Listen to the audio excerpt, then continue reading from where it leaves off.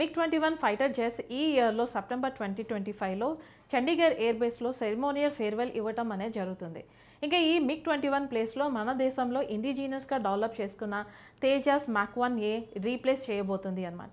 ఇక MiG-21కి ఒక Nick name కూడా ఉంది. దీన్ని ఫ్లయింగ్ కాఫిన్ అని చెప్పేసి పిలుస్తారు, అంటే ఎగిరే శవపేటిక అని.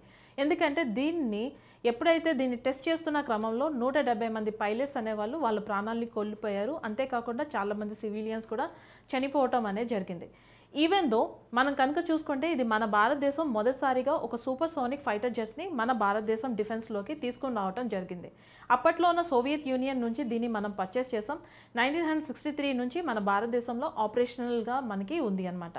ఇది మనకి 1965, 1971లో పాకిస్తాన్తో జరిగిన యుద్ధంలో ప్రధానమైన పాత్ర పోషించింది. అంతేకాకుండా 1999లో కార్గిల్తో జరిగిన యుద్ధంలో కూడా ఇది ఇంపార్టెంట్ రోల్ని ప్లే చేయడం అనేది మనకి గమనించాలి.